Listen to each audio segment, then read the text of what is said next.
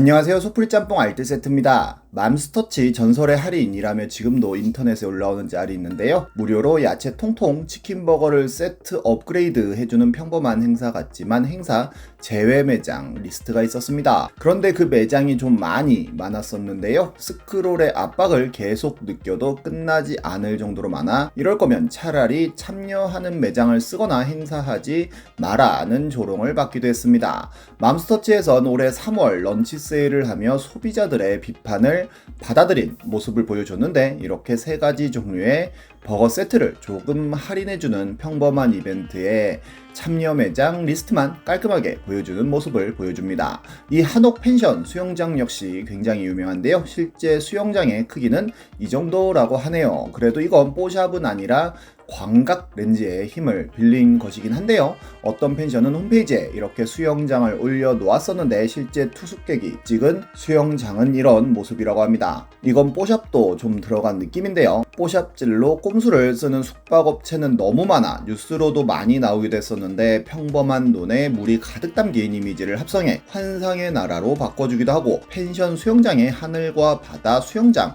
모두 파란 칠을 해놓기도 하고 창밖에 없는 풍경을 박아놓는 등 숙박업소들의 뽀샵질은 굉장히 많기도 합니다. 아예 이렇게 펜션 사진만 보정해주는 전문업체가 따로 있다고 하는데 합성이 아닌 연출입니다 라는 문구로 광고를 하고 있다고도 하네요. 이번엔 이렇게 레전드가 된 꼼수들을 또 모아봤습니다. 그럼 한번 볼까요? 첫 번째는 컵라면 2만원에 판 업체입니다. 올해 4월 티몬엔 무파마 큰사발 112g 컵라면이 205만원에 올라옵니다. 근데 구매를 하면 컵라면 한 개만 보내줬다고 합니다. 그런데 옵션을 보면 단일 상품에 큰사발 112g이라고 되어 있어 사기를 친 건 아니긴 한데요. 이를 확실히 확인하지 않고 구매한 구매자가 한 박스가 아니고 낮게 한 개 가격인가요? 라고 물어보자 판매자는 네 맞습니다 라며 상세 페이지 확인 부탁드린다고 답변을 하고 구매자가 모르고 샀는데 후회하고 있다며 환불 배송비도 만원으로 책정되어 있다며 마음속으로 어떤 말을 하는지 상상해 보세요 라고 이야기하자 담당 부서로 전달드리겠습니다 라는 답변만 합니다. 더 악질인 건 보통의 무파마 한 박스보다 아주 살짝 낮은 가격으로 올려놓아 한 박스로 시키던 소비자들을 타겟으로 삼아버렸다는 점인데요. 이 라면이 어마어마하게 유명해지자 결국 티몬에서 조치를 취했다고 하는데 고객에게 먼저 연락해 환불 조치를 진행했으며 해당 판매자는 판매금지 조치를 내렸다고 합니다. 코카콜라 제로 작은 거 한 캔에 8,010원에 팔았던 업체도 있었다고 하는데요. 쿠팡에서 너구리 5개들이 1,900원이라고 해서 싸다고 들어가 보면 한 개만 구입 가능하고 배송비 5,000원을 받는 업체들도 있는데 그나마 양심적으로 보이기도 합니다. 이런 식의 한 놈만 걸려라 에디션은 은근 많기도 한데 인터파크에는 알프스 아웃도어 의자를 2억에 올리는 분도 있었고 내 인생을 바꾼 ROTC 성공 비법이라는 책은 120만원짜리를 할인해 108만원에 파는데요. 한 페이지 넘기는데 버거킹 더블 패티가 하나라는 리뷰가 인상 깊기도 한데 한 고객이 가격 오류 아니냐며 12,000원의 오타인가요? 라고 알라딘의 질문을 하자 출판사에서 120만원 정가에 판매하는 것이 맞다는 답변을 했다고 합니다. 그리고 이상하게 아마존의 킨들에는 10.99달러로 올라와 있어 사람들이 지적을 하자 저자가 직접 아마존에는 전체 내용이 아닌 일부만 발췌해 올려두었다는 글을 쓰기도 했습니다. 근데 같은 저자가 2권의 책을 더 내기도 했었는데 이 책들은 2만원이라고 합니다. 한창 채굴 때문에 그래픽카드 가격이 고공행진하던 2021년 그래도 100만원대로 살 수 있었던 3060 Ti 그래픽카드를 쿠팡에서 1000만원에 올린 분이 있었는데 구매자가 국내에서 10개는 사겠네 뭐하러 한 개에 1000만원이나 씀 이걸 사는 사람이 있을까? 라는 질문을 하자 국내에서 구매하시면 된다고 하고 계속 한 개가 1000만원인가요? 라고 물어봐도 맞다는 대답만 하기도 합니다. 이렇게 PC 쪽으로 눈탱이 치는 사람들은 은근 많은데요. 모든 게임이 풀옵션으로 돌아가는 본체 판다며 엄청난 옛날 부품들로 때려박은 컴퓨터를 220만원에 당근에 올렸다가 욕먹자 글삭튀 하신 분도 있고 2020년엔 삼성 컴퓨터 본체라며 30만원에 당근에 올린 분이 있었는데 모델명으로 검색해보면 2009년에 생산된 PC로 펜티엄을 CPU로 쓰는 위험을 볼 수 있기도 했습니다. 당근 같은 중고 장터가 이런 꼼수의 대환장 파티가 많이 열리는데요. 어떤 분은 누가 봐도 호일 쌓아놓은 걸 수눈이라고 하며 150만원에 올리기도 하고, 티라노사우루스 이빨이라며 1000만원에 올린 분이 있기도 하고, 희귀동전이라며 1982년에 나온 100원짜리 동전 4개를 100만원에 파는 창조 경제를 실천하신 분도 있었습니다. 다음은 갑자기 1억을 입금한 세입자입니다. 올해 4월 보배드림에 올라온 글인데요. 3월 말쯤에 모르는 사람이 550만원을 통장으로 넣어서 은행 창구에 가서 물어봤더니 그냥 오송금인 것 같다며 받은 사람이 할 수 있는 게 없고, 오송금 반환 신청이 들어와야 연락이 온다고 하여 그냥 잊고 살았다고 합니다. 그리고 글쓴이 명의로 아파트가 있는데 세입자에게 전화가 와서는 본인의 자식이 돈을 잘못 보냈는데 이번에 또 잘못 보냈다면서 돌려달라고 했다는데요. 자식 계좌가 아닌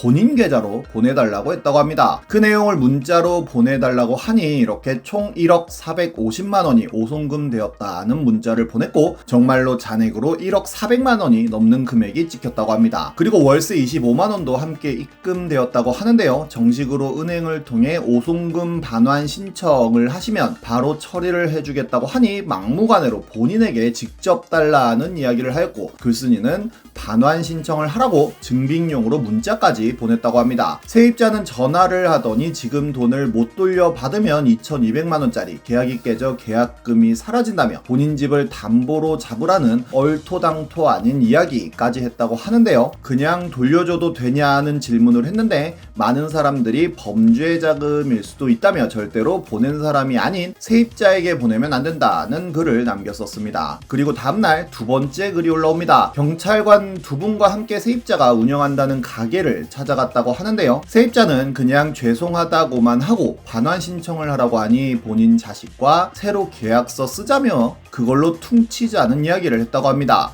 결국 글쓴이는 반환 신청하라는 이야기를 다시 하고 경찰서에 가서 진정서까지 썼다고 합니다. 그리고 이틀 후에 마지막 후기도 올라오는데요. 탈세나 자금 세탁을 목적으로 한 거였나, 본인 명의로 된 집을 제3자에게 팔았나, 별의별 생각이 다 들었었는데 보배드림의 아들 이름으로 청년전세 자금 대출을 받은 것 같다며 1억 1000으로 전세 서류를 만든 것 같고, 550은 5% 계약금의 90%까지 대출이 되니 9,900만원이 입금된 것 같다는 댓글을 발견하였고, 다음날 확정일자 확인하러 동사무소에 갔더니 정말로 세입자 자식의 이름이 적혀 있었다고 합니다. 결국 1억 1천만원으로 전세 계약을 한 것처럼 서류를 위조하고 글쓴이 도장까지 파놓고 찍었다고 하는데요. 여러 증거 서류를 들고 경찰서에 다시 가서 고소장을 접수했다고 합니다. 실제로 부동산 관련 꼼수는 어마어마하게 이루어지고 있기도 한데, 한창 집값이 오르던 때 6, 7억 정도 아파트를 9억에 거래하면서 계약금을 1000만원 정도만 걸고 계약서만 작성하면 국토부 실거래가가 등록된다는데요. 잔금을 안 치르고 추후에 계약 파기를 한 후 실제 매물 아파트를 8억에 금매로 내놓으면 9억 신고가 달성한 아파트 단지라 8억이면 싸다고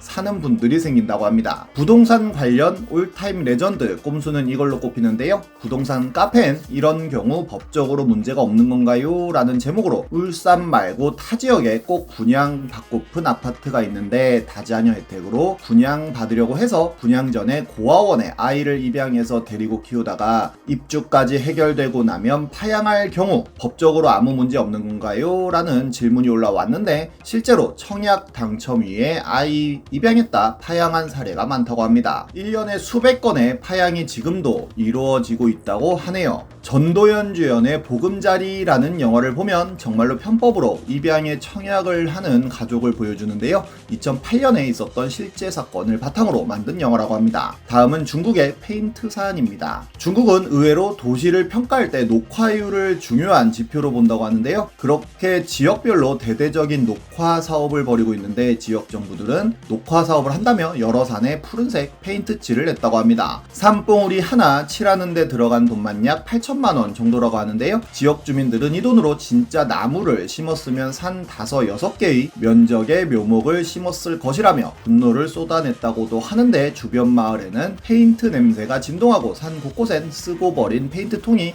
나뒹굴었다고 합니다. 심지어 한 지방 도시는 녹화율을 높인다며 모든 조상 무덤의 비석을 녹색으로 개조하도록 강요해 모든 묘비를 녹색 페인트로 칠하거나 녹색 그물을 씌웠다고 하고, 푸른 잔디밭을 만들겠다며 초록색 페인트를 스프레이로 뿌리기도 했다고 합니다. 그렇게 잔디밭을 산책하면 신발이 초록색으로 물들었다고 하네요. 꼼수 쓰다가 결국엔 상황만 더욱더 악화되는 게 아닌가 싶기도 한데요. 무엇이든 정면 돌파가 가장 좋은 게 아닌가 싶네요. 지금까지 속풀이 짬뽕 알뜰 세트였습니다.